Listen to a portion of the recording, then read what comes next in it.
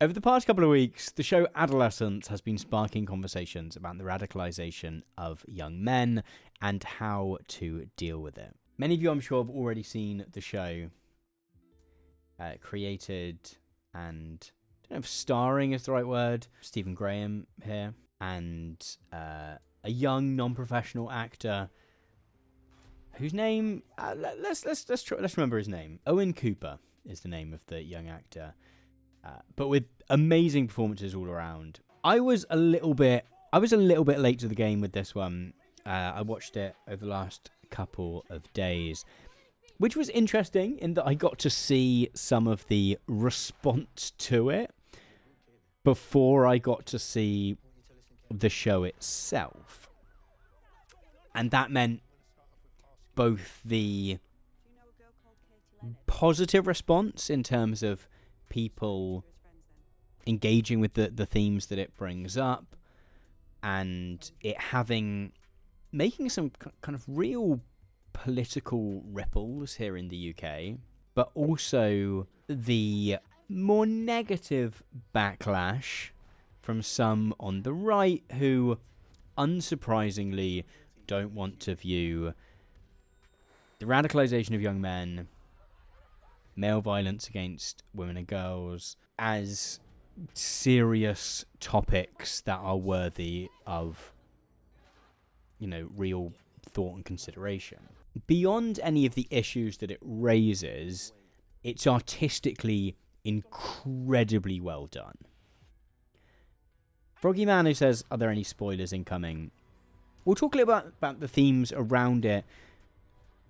It's not really a show that has spoilers, so if you haven't seen it, I would not worry about watching this and engaging in this conversation. It's very much a show about why the thing happened emotionally, rather than a show about either what happened or who did it or why it was done in a kind of motive way. By the time you're 5 minutes into the first episode, you will know what the show is about. It's really resonated here in the UK, and I think I'm right in saying elsewhere in the world as well. I just read a thing a moment ago that Adolescence is the first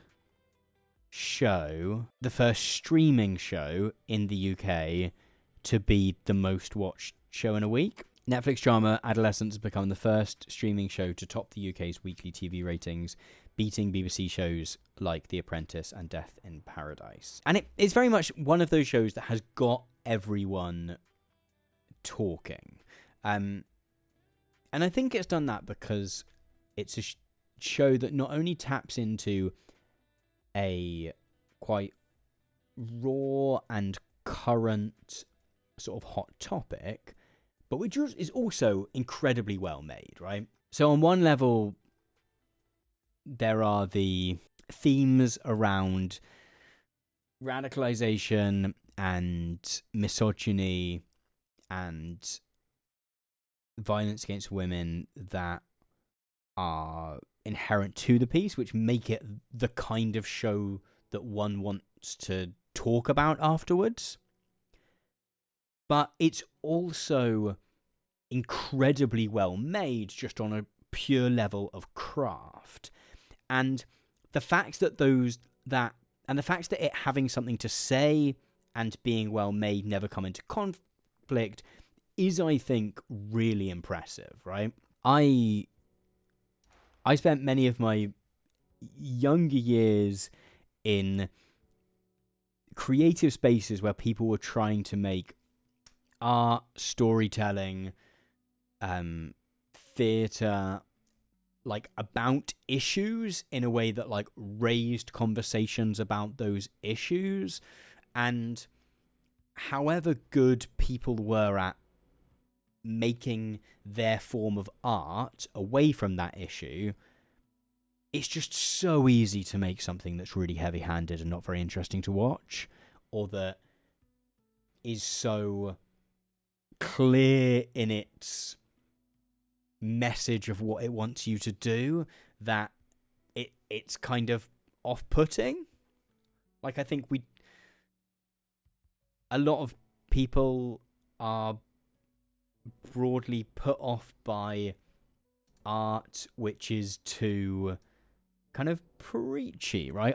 I will say I have seen bits of art where I agree with the message that it is putting out into the world, where I am nevertheless kind of put off by the fact that it is a bit heavy-handed with doing so. But Adolescence never falls into that trap. It is because not only does it touch upon all these really interesting topics, it's also just a really well-made piece of TV. You know, it has this artistic concept wherein, whether you've seen it or not, you'll probably know this by now, but each episode is like a single shot. So one camera that kind of goes back and forward following everyone, and therefore each episode takes place over the course of an hour in a way that is less like Jack Bauer in 24 in terms of like time is ticking, but is more about seeing the awkward moments in between things happening and letting the tension of those moments really build up. The acting is incredible. There's not really a bad performance in there. The writing is brilliant in the dialogue. Jack Thorne, who wrote it with Stephen Graham, is excellent writer. Has done a lot of theatre writing, which makes sense for this. There's just these moments that make it all so much more believable because, I don't know, because there's moments where the conversation goes back and forth in ways that I think is really true to what would happen in a certain situation. There's a moment where Stephen Graham's character gets nonce sprayed onto the side of his van, and this is really distressing for all the characters involved, and they go back and forward between being like, oh, it doesn't make sense. Like, these people who have sprayed nonce on the van, who do they think that nonce is? Is it our dad? Is it our brother? Like, and just getting lost in those kind of mental rabbit holes that you do in a stressful situation, even though in terms of like, if you were more of an efficient writer, you might go, no, that's rubbish, let's focus on the plot or whatever. And so in terms of writing, directing, like the artistry of the production, it's everyone's working their game off. Like, because it's all done in a single shot for each episode, there are bits where the camera sort of takes off. And so what they did is they've got the camera here, and then they're moving the camera. It gets attached to a drone as they're going, and then the drone takes off. Like, there's just real, like, artistry to the whole thing. And I think that, you know, to make a piece which is not only taps into really important topics that people want to talk about, but is also really well made, is something really special, I think.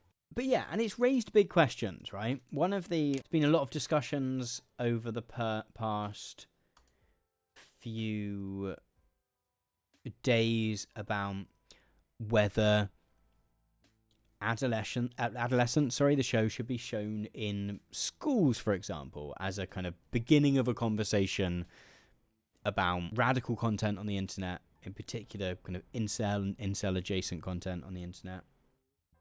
Which is somewhat ironic, given that one of the complaints of the school system within Adolescence is the idea that everyone's just watching videos all the time, that teachers are just putting on videos.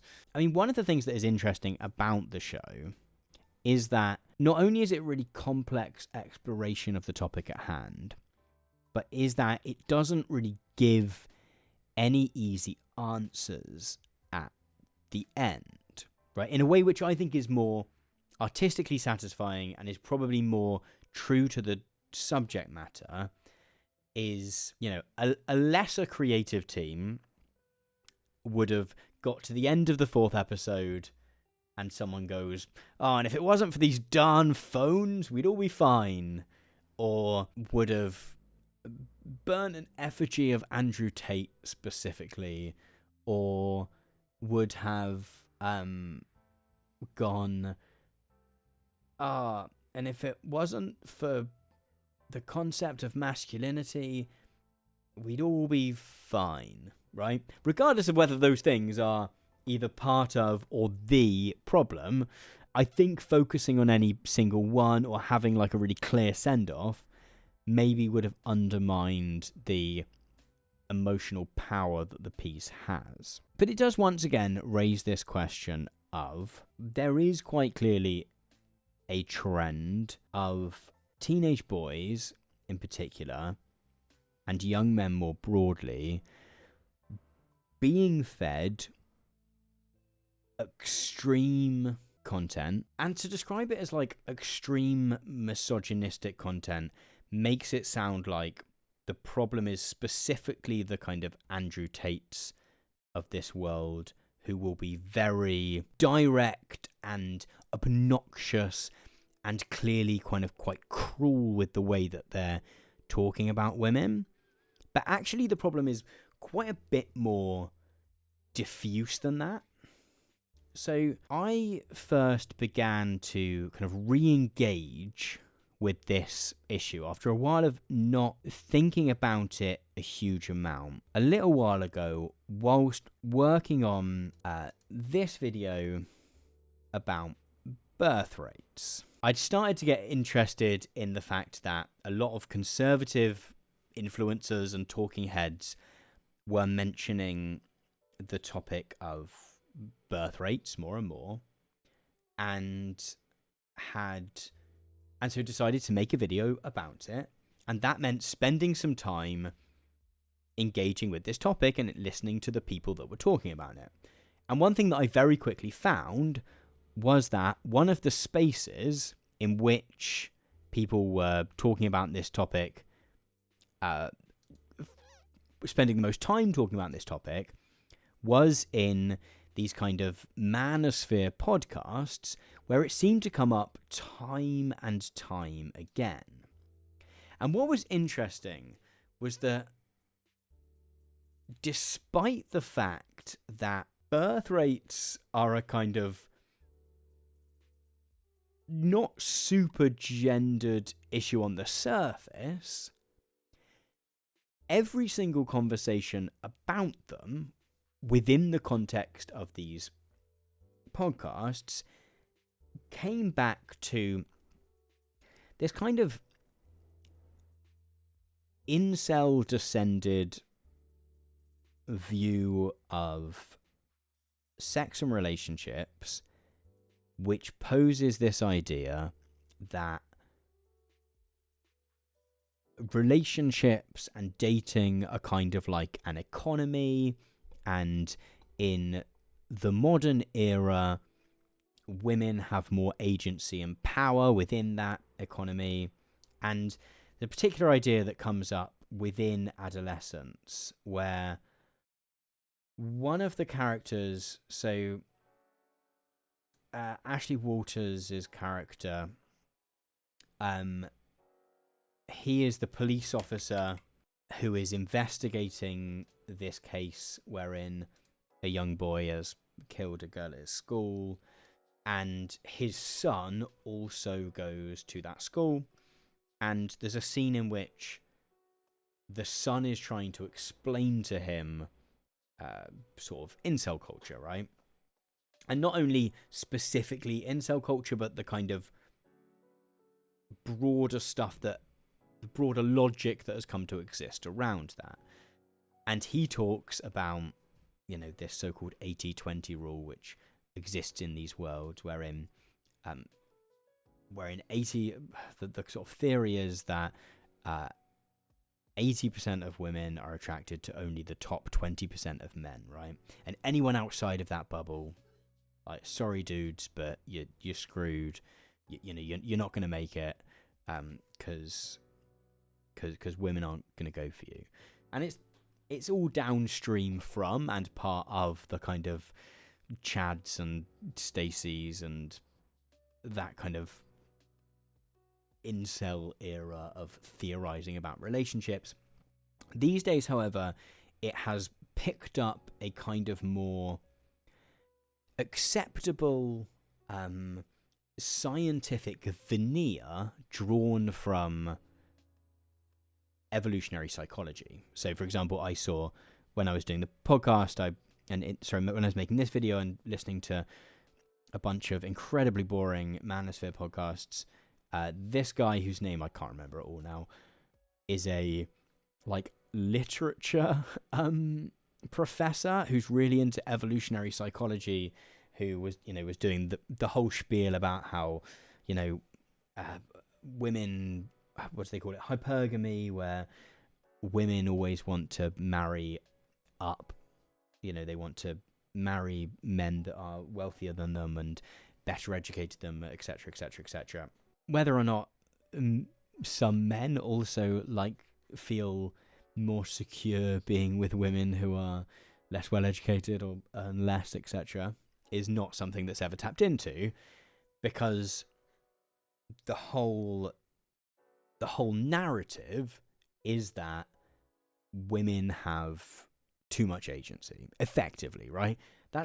They tend to stop short of going, particularly in these, I ended up coming back to this guy quite a lot, Chris Williamson, right, who on the surface does not come across as a Andrew Tate-like, right, and isn't a kind of Andrew Tate-like. He would not say things that are as openly and as viciously and as cruelly misogynistic as an Andrew Tate might. But throughout all of these podcasts, there is this same logic, this same kind of economizing of relationships, particularly in a way where young men are told that all women find them unattractive, right? Effectively. And I do think one idea I kept coming back to when I was making that video was that if you're like a 15-year-old, right, or even an 18-year-old, a 25-year-old, whatever, young guy who is presently single, and this guy who is conventionally attractive, right? He was a Love Island contestant. That's how he first sort of gained a public platform. And he's telling you that the dating pool is too hard now, whatever. That's really going to sink in, right? You're going to go, well, if he's saying that, then I'm fucked. And so it was really interesting seeing quite how pernicious it was, right? You don't have to go to the extreme of an Andrew Tate having those quite obviously hideous conversations and using language which is instantly off-putting and cruel, because you can get it quite regularly from this guy who will also do the stuff about feminism's gone too far, modern women feel more lost than ever, but will then also occasionally have people who are a little bit more mainstream. So Alan de Botton, the Rory Sutherland, the kind of ad guy who's on every single podcast under the sun. There's also been, he's had the occasional celebrity on. I swear, he's had Piers Morgan on. Yeah, Matthew McConaughey on at one point. Yeah, so it's interesting, quite how prevalent this stuff is, and that although the sort of Andrew Tate of it all is the extreme end of it, there is this much broader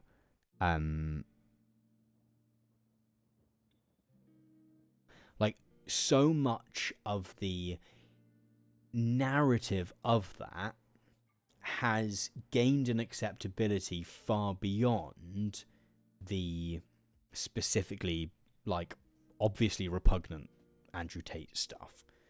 So one of the things that's been in the news a bunch today has been this idea about, well, should there be a minister for men, right?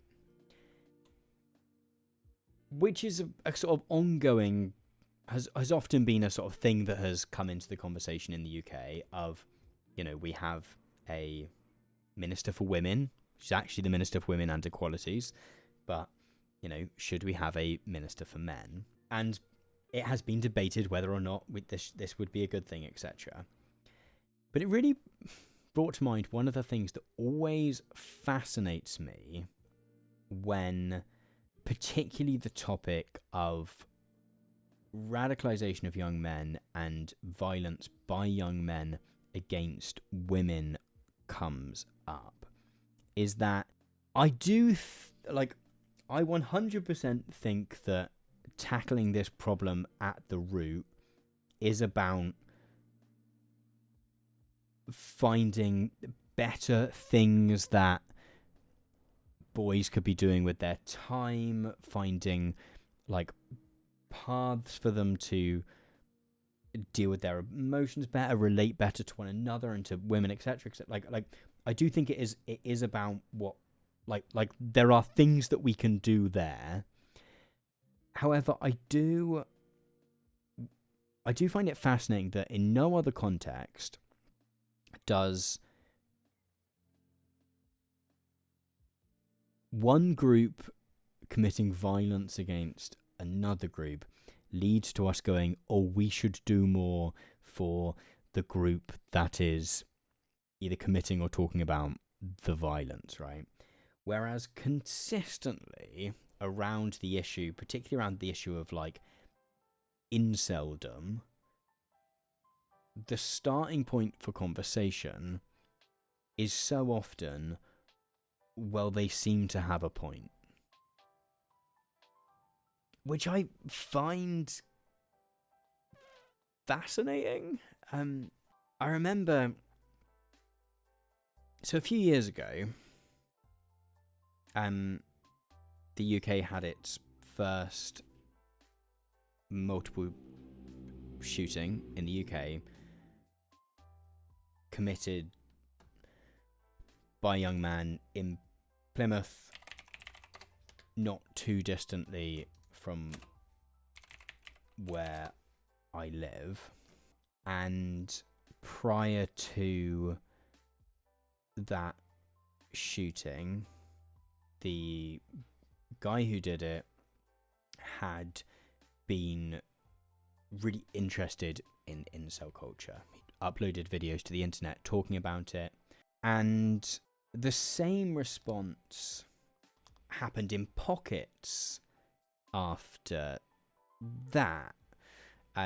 Within the inquest, there was a real downplaying of the extent to which this was a factor, which felt kind of worrying. The point at which someone has made a video about a topic, uploaded it to the internet, and kind of, the things that he was saying in the videos were the same kind of logics which were then talked about in Adolescence, right? This sort of logic which in these spaces is really drilled into young men of you are not attractive, no one's ever going to find you attractive, you're never going to find love, you're never going to have sex, which within these spaces is considered part of your worth as a man. It was a lot of those very same narratives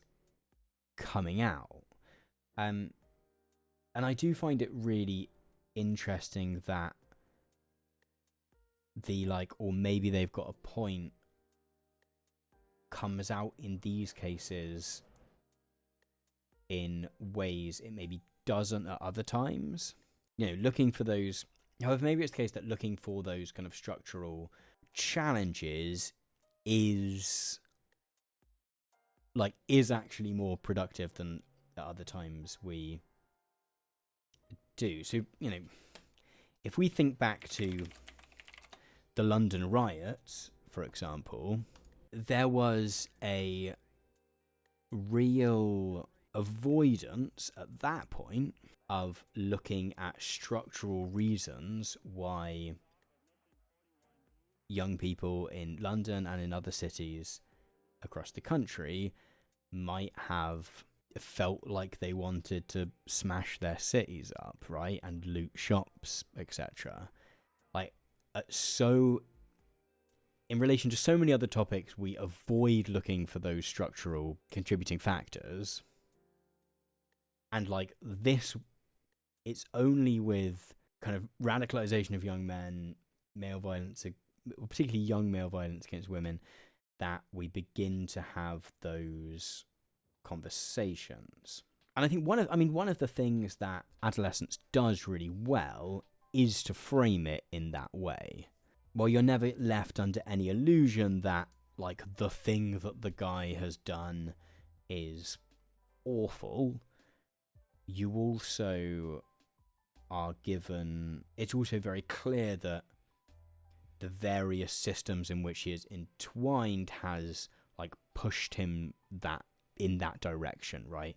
Whether it's being bullied at school, or whether it's the fact that his parents have bought him a computer at a certain age and he's been able to spend increasing amounts of time online, whether it's being stuck on Instagram a huge amount and the kind of visual culture of Instagram where physical attractiveness is akin to human worth, whether it's the model of masculinity that his dad has given him. It does very much place him as a systemic victim of all of this stuff.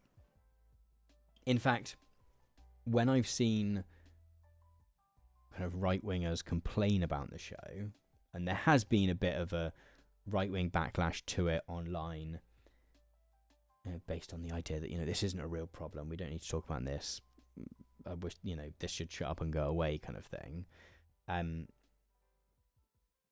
feels quite telling, given that this show couldn't cede more ground and be more of a open, it couldn't be giving more benefit of the doubt to young men if it tried, right? It is very much not a show about how young men today suck or are inherently evil or whatever.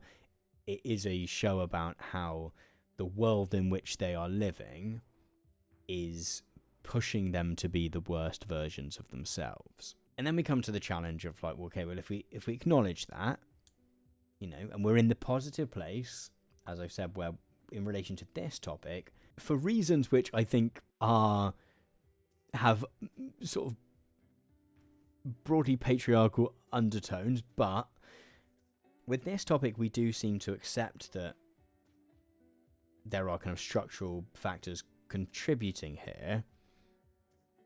What to do about it then becomes obviously the key question. And over the past few days, I've seen, 4, 5, 6, 7 different options for, even if we ignore the right-wingers and conservatives who want to go oh, this is a show, it's just telling young boys they're toxic again, which the show isn't at all. Even if we ignore those voices, which path do we take forward in terms of trying to do something about this if we accept that this is a problem? And I think the first thing to acknowledge is that it is really difficult. Whilst I was researching that video on birth rates, I saw a really interesting moment from Jordan Peterson where he did say something which I thought was quite wise, right? A stop clock is right twice a day and all that, but the person that he's talking to is asking about, how do we get boys and young men to stop spending all of their time on the internet and playing video games. And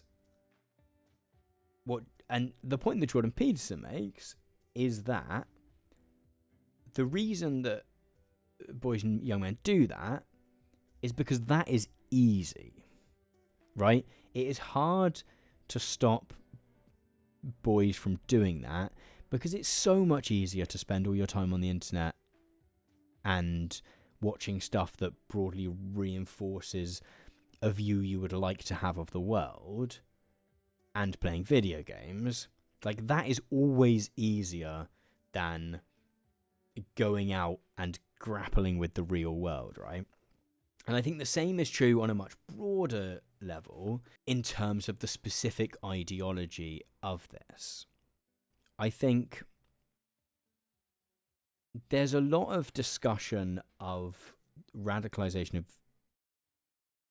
young men, which tries to look for a specific thing that we have done or are doing wrong in society, which has like pushed young men into this space, right? So we focused on girls too much, or feminism's gone too far, or jobs have changed to be, we now live in a world of service industries where kind of masculine qualities are not celebrated in quite the same way. Some of those latter things can be true, but at the same time, we don't have to do anything to actively push boys and young men towards these highly misogynistic ways of thinking, because it's always easier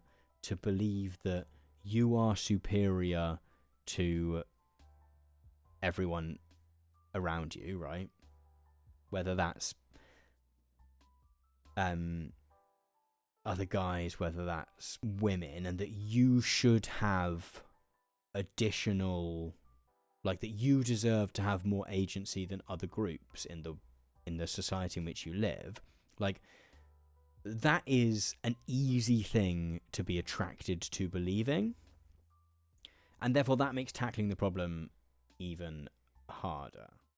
Thank you so much for watching this clip from my Monday night live show. If you'd like to watch these clips ad and sponsor free, then you can do so over on my premium streaming service, Nebula, where you can also currently watch the brand new comedy panel show, Abolish Everything, brought to you by the team behind Jetlag the Game and Wendover Productions, in which each week a team of 4 abolitionists seek to persuade the political establishment and their audience to abolish some aspect of modern life. Whilst you're over there, you can also watch my debut feature-length film, Boomers, as well as my Nebula exclusive class, How to Research Like a PhD Student, in which I tell you a little bit about how I take huge amounts of information and convert them into wonderful videos for you to watch. Better still, you can get 40% off an annual plan to Nebula in order to watch all of that wonderful goodness by heading to my link, go.nebula.tv/Tom Nicholas.